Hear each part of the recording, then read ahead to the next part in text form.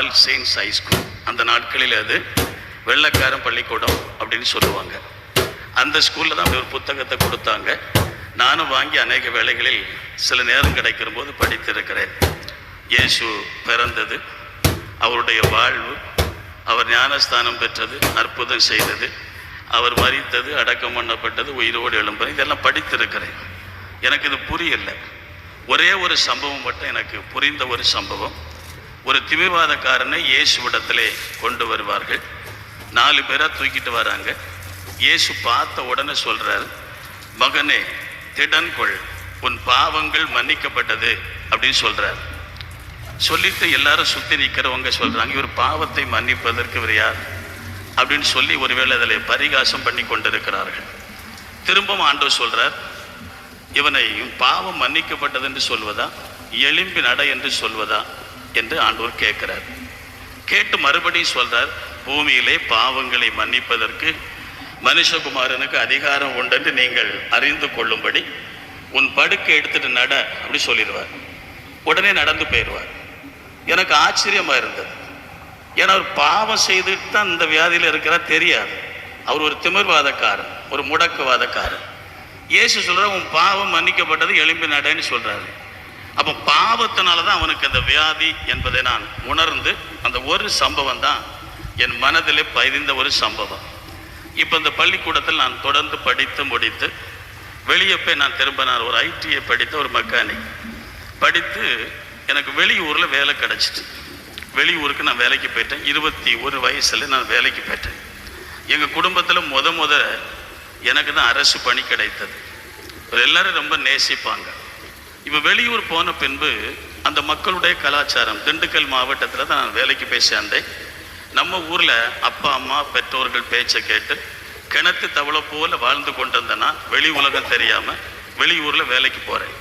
இப்போ அங்கே போன பின்பு எல்லா நண்பர்களுடன் பழகி அவர்களோடு சேர்ந்து நல்லவன் கெட்டவன் யாரும் தெரியாது, எல்லாரும் கூட பழகி ஒரு குறுகிய நாட்களில் இன்றைக்கு இந்த வாலிபர்களை பார்ப்பது போன்று பாவத்தில் விழுந்து என் வாழ்வு ஒரு காலகட்டத்தில் அழிந்து போன சூழ்நிலை காணப்படுது. ஏன்னா என் மனம் போல, என் விருப்பம் போல வாழுகிறேன். ஏன்னா ஊரில் அப்பா அம்மா இருக்காங்க, யார் கேட்க போறா பார்க்க போறா என்று வாழ்ந்து ஒரு குறுகிய காலத்திலே பாவத்தில் விழுந்து அழிந்து போன ஒரு சூழ்நிலை. என்னை நல்லவன் என்று சொன்னவங்கெல்லாம் கெட்டவன் மோசமானவன் ஊரில் சொல்லும் அளவிற்கு எல்லாரும் என்னை அவமானப்படுத்த ஆரம்பித்தார்கள். இப்போதான் எங்கள் அப்பா அம்மா சொல்லி கொடுத்த எல்லா கோயில் குளத்துக்கு நான் போகிறேன். ஏன்னா என்னுடைய பழக்க வழக்கம், நண்பர்கள், சரியில்லாத ஒரு வாழ்க்கை, இது எனக்கே பிடிக்காத ஒரு வாழ்க்கை, ஒரு துன்மார்க்கனாக நான் வாழ்ந்து கொண்டிருக்கேன். எனக்கு தெரியுது, என் மனசாட்சிக்கு தெரியுது.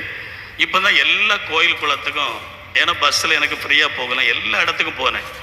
எங்கே போயிட்டு வந்த பின்னும் எனக்கு எந்த பாவ பழக்கம் என்னை விட்டு போகலை. இப்போ நான் யோசித்து கொண்டிருக்கிறேன்.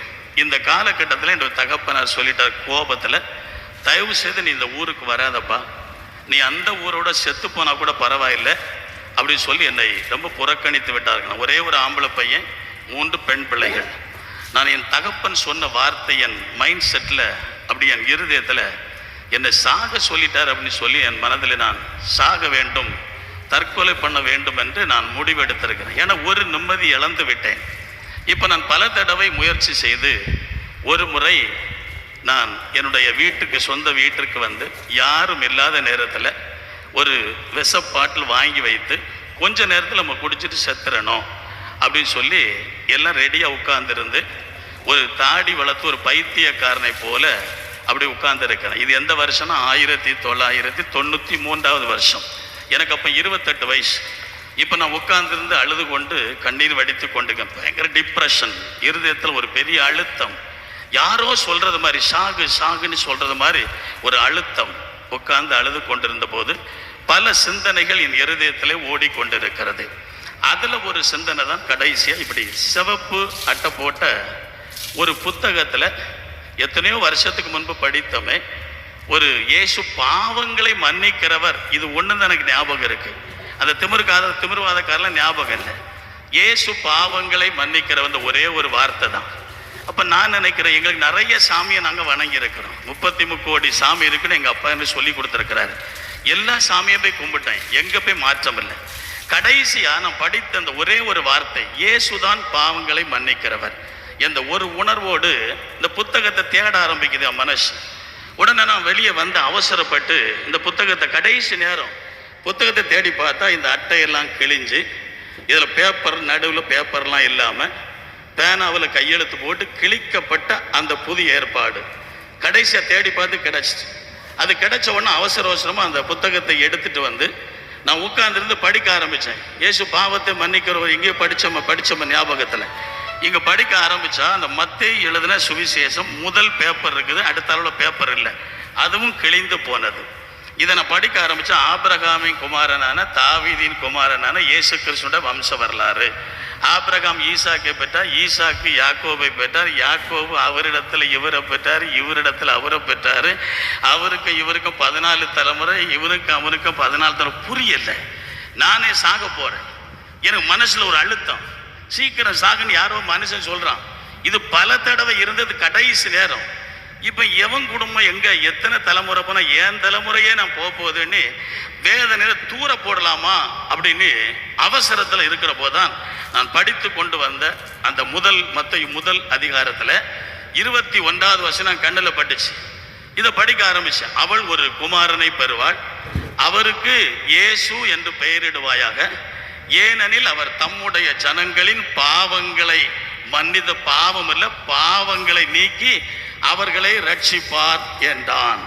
இந்த ஒரே ஒரு வார்த்தை தான், பாவங்களை மன்னிக்கிறவர் இயேசு என்று நான் அறிந்து கொண்டேன், உணர்ந்து கொண்டேன். என் இருதயத்தில் ஒரு உணர்வு, அப்ப இயேசுதான் பாவத்தை மன்னிக்கிறவர். பாவத்தின் சம்பளம் மரணம். இப்ப சாக போன என்னை இந்த ஒரே ஒரு வார்த்தை எனக்கு உள்ள வந்து எனக்குள்ள வாழணுன்ற ஒரு ஆசை வந்தது. 93வது வருஷம். இப்ப இந்த புத்தகத்தை நான் திரும்ப படிக்க ஆரம்பிக்கிறேன். படிக்க படிக்க எனக்கு நிறைய பேப்பர் இல்லை, முழு புத்தகத்தை வாங்கி படிக்க ஆரம்பித்தேன். நான் படிக்க ஆரம்பித்ததுல இருந்து இதை முதல் டச் அந்த வார்த்தை, அதுக்கு பின்னால் இதை படிக்க படிக்க எனக்குள்ளே மாற்றம் வருகிறது. நான் யோசித்து பார்க்கிறேன், வேதம் என்ன சொல்லுகிறது என்றால், யோவான் சுவிசேஷம் 1வது அதிகாரம் முதல் 2 வசனத்தை வாசிக்கிற போது, ஆதியில் வார்த்தை இருந்தது, அந்த வார்த்தை தேவனிடத்தில் இருந்தது, அந்த வார்த்தை தேவனாய் இருந்தது, அவர் ஆதியில் தேவனோடு இருந்தார். அப்ப வார்த்தையும் தேவனும் ஒன்னா இருக்கிற புரிந்து கொண்டேன். 14வது வசனத்தை வாசிக்கிற போது, அந்த வார்த்தை மாமிசத்தினால், அந்த வார்த்தை அந்த வார்த்தை மாமிசமாகி கிருபையினாலும் சத்தியத்தினாலும் நிறைந்தவராய் நமக்குள்ளே வாசம் பண்ணினார். அவருடைய மகிமையை கண்டோம், அது பிதாவுக்கு ஒரே பேரானவருடைய மகிமைக்கு ஏற்ற மகிமையாக இருந்தது. வார்த்தை எனக்கு உள்ள வந்து இன்டர்னல் சேஞ்ச். இந்த வார்த்தை உள்ள வந்து என்னுடைய டிப்ரெஷன், சாகனன்ற எண்ணம் என்னை விட்டு போயிட்டு வாழனன்ற ஆசை வந்துச்சு. நான் உணர்றேன், அப்ப இந்த வார்த்தையாக தான் ஆண்டவர் இருக்கிறார். என் வாழ்வை புதுப்பித்தார். சாக போன என்னை உயிரூட்டம் கொடுத்து எனக்கு வாழ்வு கொடுத்தார். இப்பதான் நான் எனக்குள்ள இந்த படிக்க படிக்க மாற்றம் வருகிறது. இந்த வசனத்தின்படி நான் வாழ வேண்டும் என்று தீர்மானித்தேன். அதற்கு பின்னால என்னுடைய பழைய நண்பர்கள்லாம் என்னை விட்டு போயிட்டாங்க. இப்ப புதிய ஊழியக்காரர்கள், புதிய நண்பர்களோடு தொடர்பு வைக்கிறேன். ஆங்காங்கே நடக்கிற கூட்டங்கள், சபை, ஆங்காங்கே கன்வென்ஷன்லாம் கேட்க ஆரம்பிக்கிறேன், போக ஆரம்பிக்கிறேன். போக போக எனக்குள்ளே மாற்றம். என் தாய் தகப்பன் என்ன பார்க்குறாங்க, என்னுடைய மாற்றத்தை பார்த்து, என்னப்பா உன்ட ரொம்ப வித்தியாசம் இருக்குது, பழைய மாதிரி நண்பர்கள்லாம் வரல, ரொம்ப வித்தியாசமாக இருக்குது.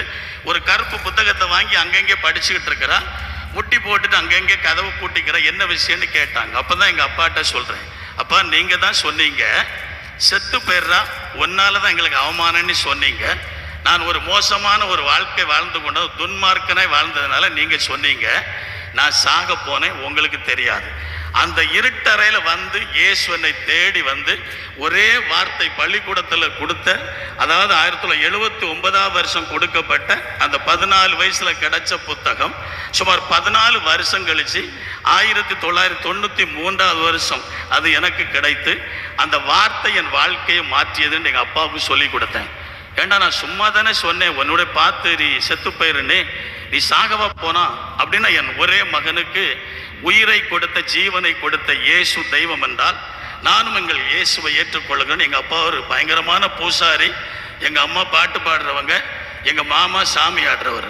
இப்ப அவர்களும் அதே ஊர்ல வந்து ஆண்டவரை ஏற்றுக்கொண்டு ஞானஸ்தானம் பற்றி என் குடும்பம் கிறிஸ்தவ குடும்பமாய் மாறினது. அல்லேலூயா, அல்லேலூயா. அப்ப இதை மாற்றுவதற்கு காரணம் ஒரே ஒரு வேத புத்தகம். உடனே நான் இதை அறிந்து கிதியோன் சங்கத்துல சேர்றேன். இந்த புத்தகத்தை வாங்குறேன். அநேகர் கொடுக்க ஆரம்பித்தேன். என் உறவினை கொடுக்க ஆரம்பித்தேன். எங்க அம்மாவுடைய தங்கச்சி, எங்க சித்தி, அவர்களுக்கு இந்த புத்தகத்தை கொடுத்தேன். கொடுக்கும்போது என்னை பரிகாசம் பண்ணினார்கள். இதை படிங்க, இந்த வார்த்தை தான் என் வாழ்க்கையை மாற்றியது என்று அவர்களுக்கு கொடுத்தேன். அவர்கள் அதை வாங்கி படிக்க ஆரம்பித்தார்கள். படித்த பின்பு அவர்களுக்குள்ளே ஒரு மாற்றம். முழுக்க முழுக்க ஆண்டவர் அறியாத குடும்பம். கடைசியா நான் ஒரு பெந்தைகோஸ்து சர்ச்சிலே நான் ஆராதனை நடத்துவது போயிருக்கிறேன். அங்க எங்க சித்தியும் சித்தப்பாவும் உட்கார்ந்து இருந்து கைதட்டி பாட்டு பாடிட்டு இருக்காங்க. அல்லேலூயா. அந்த வசனம் என்ன செய்யறது பார்த்துடுங்க. இப்போ நீங்க கொடுத்த இந்த வேத புத்தகம், ஒருவேளை 79 வருஷம் நீங்க உங்க முன்னோர்கள் கிறிஸ்தவங்களா இருந்தா நீங்க கொடுத்த காணிக்கையிலே அச்சிடப்பட்ட இந்த புத்தகம் எத்தனை வருஷத்துக்கு பின்பு அந்த கடற்கரை கிராமத்தில் இருந்து அந்த வெள்ளைக்காரன் பள்ளிக்கூடத்தில் வந்து எனக்கு கிடைச்சி அதை படித்து கிழிச்சு பேனா வச்சு கிறுக்கி தூர போட்ட வேத புத்தகம் இருந்து ஒரே ஒரு வார்த்தை என்னை சந்தித்து இன்னைக்கு சாதாரண முழு நேரமும் வேலையை கூட விஆர்எஸ் கொடுத்துட்டேன். முழு நேரமும் இயேசுவை சொல்லுகிற ஒரு ஊழியக்காரனாய் மாற்றினது இந்த வேத புத்தகம். அல்லேலூயா.